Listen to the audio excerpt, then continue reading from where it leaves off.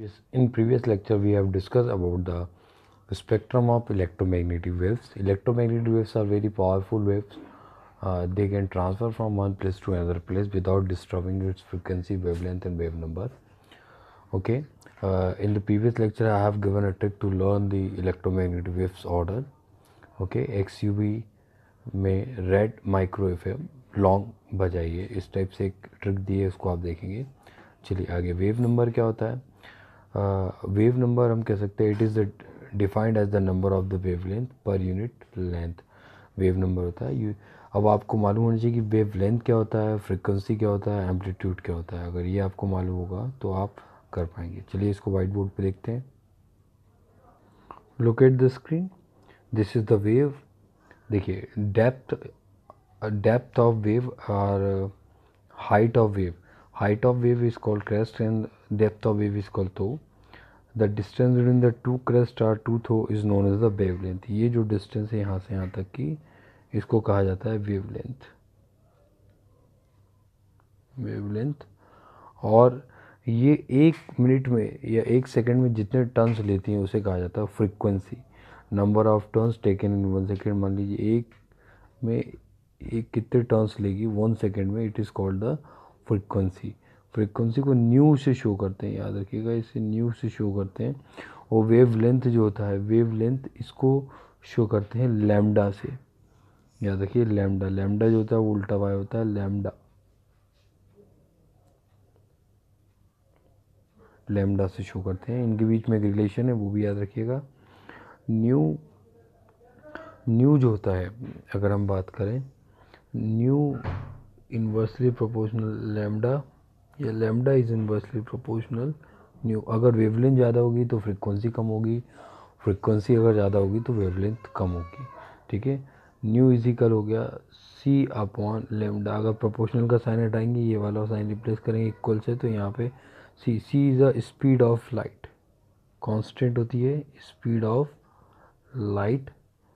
इसकी वैल्यू हमेशा फिक्स होती है 3 इंटू 10⁸ मीटर पर सेकेंड. इसको याद करेंगे. देखिए nu is equal frequency, lambda is equal wavelength, दोनों रेसिप्रोकल्स होते हैं, इन्वर्सली प्रोपोर्शनल होते हैं. अगर लैम्डा ज़्यादा होगा तो फ्रिक्वेंसी कम होगी, फ्रिक्वेंसी अगर ज़्यादा होगी तो वेवलेंथ कम होगी.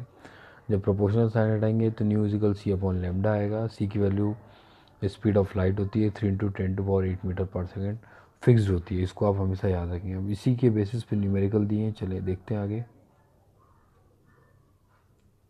Look at the screen. Numericals are given. देखिए ये सब जो भी दिया ठीक है. 1.36 हर्ट्स किलो हर्ट्स दिया है, मतलब फ्रीक्वेंसी दी है. अच्छा, फ्रीक्वेंसी की जो यूनिट्स होती है हर्ट्स होती है, जबकि वेवलेंथ लेंथ है तो मीटर सेंटीमीटर या किलोमीटर होगी. ठीक है. तो न्यू इजिकल देखिए सी अपॉन लैम्डा रखा है. स्पीड ऑफ लाइट फिक्स होती है 3 इंटू 10⁸ मीटर पर सेकेंड. 1.6 किलो हर्ट्स को हर्ट्स में चेंज किया तो 10⁻³ लगाया, क्रॉस करा, आंसर आ गया 2.190. ओके. सेम कंडीशन नीचे दी है उन्होंने. वॉलेट नैनोमीटर. देखिए नैनोमीटर को कन्वर्ट करेंगे मीटर में तो 10⁻⁻9 लगाएंगे, है ना. 400. अच्छा, इसमें दो अलग अलग फ्रिक्वेंसी दी हैं, दो अलग अलग वेव्स दी हैं. वॉलेट कलर रेट दोनों के लिए अलग अलग फ्रिक्वेंसी निकलेगी, याद रखिए. और फिर आप उसको बाद में जाके माइनस कर देंगे. ये देखिए ये फ्रिक्वेंसी दी है, दोनों के लिए अलग अलग निकलेगी. Calculate the wave number. अच्छा, वेव नंबर जो होता है वेव लेंथ से रिलेटेड होता है. ये inverse proportional the wave length. अगर किसी क्वेश्चन में वेवलेंथ नहीं है तो आप पहले फ्रिक्वेंसी से वेवलेंथ निकालेंगे, फिर वेवलेंथ से वेव नंबर निकालेंगे. ठीक है. यहाँ पे देखिए 5800 एंगस्ट्रॉन, ये उन्होंने वेवलेंथ दी है. इसका रेसिप्रोकल कर देंगे तो आपको वेव नंबर मिल जाएगा. ये देखिए रेसिप्रोकल किया. आई होप ये बहुत न्यूमेरिकल बहुत ईजी है, you can do it. Particle nature of electromagnetic wave, Planck quantum theory. Planck ने ये बताया था कि जो इलेक्ट्रोमैग्नेटिक वेव्स होती हैं यानी जो लाइट होती है, always travel in the small form of bundle as well as the wave form. देखिए प्लांक की क्वांटम जो थी थ्योरी थी उसके अकॉर्डिंग कुछ पॉस्टुलेट्स दिए गए हैं. Look at the screen. The nature of emission of radiation from the hot body, black body radiation, injection of electron from the metal surface when the radiation strike it, and variation of heat capacity of the solid as the function of temperature.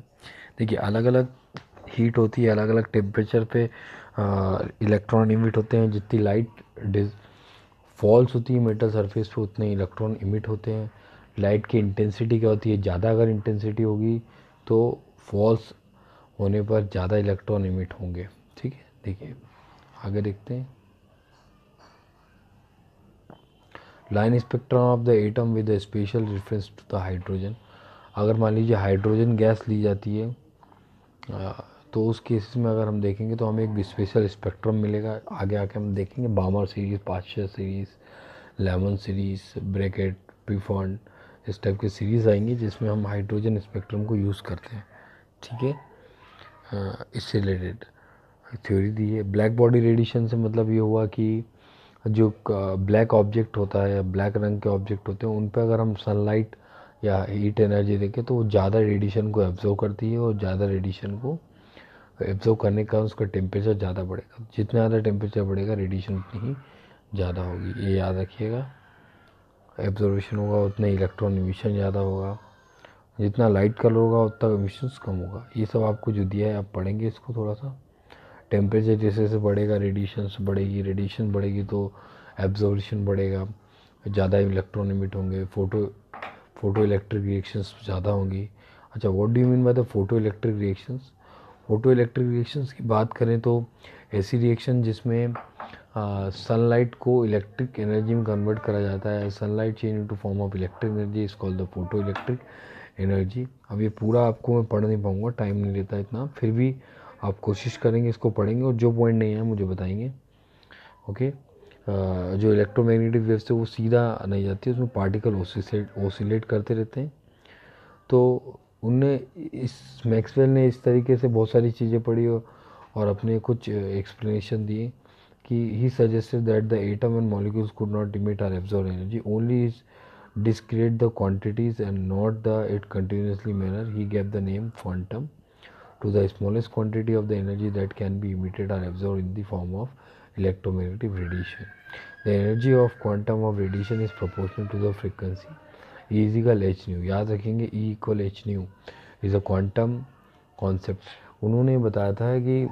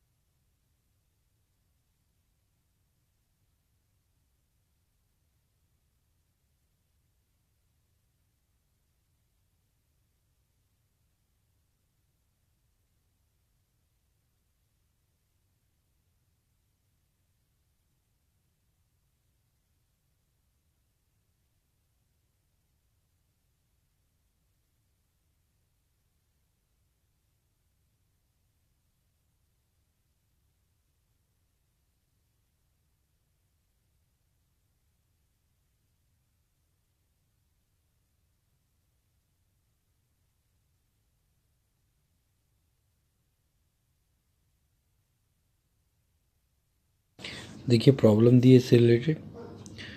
They calculate the energy of 1 mole of photon of radiation whose frequency is 5 × 10⁻14। Energy आपको दी है H new की value जो है आपको 5 × 10⁻14 दी है। H की value constant होता है, पुट करके डायरेक्ट आंसर निकाल देंगे आप।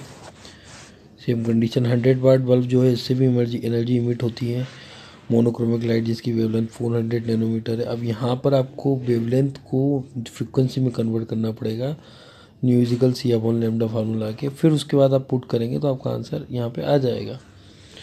ठीक है, यहाँ देखिए अगला देखिए न्यूमेरिकल से, बहुत अच्छे न्यूमेरिकल से आप करने की कोशिश करेंगे, नहीं आए तो मुझे बताइएगा। नेक्स्ट देखिए evidence for the quantization electronic energy level atomic spectrum.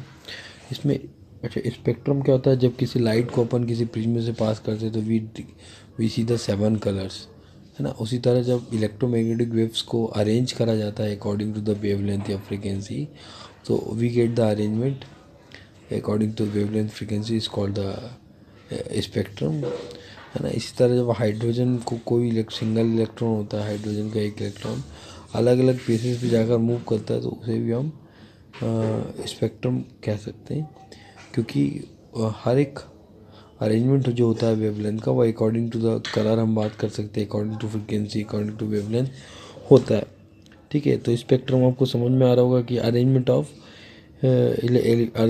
Electromagnetic waves, arrangement of any particle according to their nature, according to their spectrum, according to their property, according to their any physical or chemical change, it is called the spectrum that they give the color। Okay, तो याद रखना कि अलग अलग तरीके से arrange करना और वो कलर दे तो उसको हम स्पेक्ट्रम कहेंगे। अच्छा, अब आपको दिया स्पेक्ट्रोस्कोपी, तो द स्टडी ऑफ ऑब्जर्वेशन और emission of electron is called the spectroscopy. Spectroscopy का आजकल बहुत ज़्यादा यूज़ हो रहा है, क्योंकि नई नई चीज़ों को डिस्कवर करने के अंदर और इसके अलावा ब्लड में कोई प्रॉब्लम ना हो उसके लिए आइडेंटिफाई करने के कारण स्पेक्ट्रोस्कोपी का यूज़ हो रहा है। इसके अलावा स्पेक्ट्रोस्कोपी इलेक्ट्रो माइक्रोस्कोप का यूज़ हो रहा है। स्पेक्ट्रोस्कोपी में मेडिसिन डिपार्टमेंट भी, हेल्थ में स्पेक्ट्रोस्कोपी का यूज़ हो रहा है। ठीक है, ताकि छोटी छोटी चीज़ों को विजिबल करके यूज़ करा जा सके।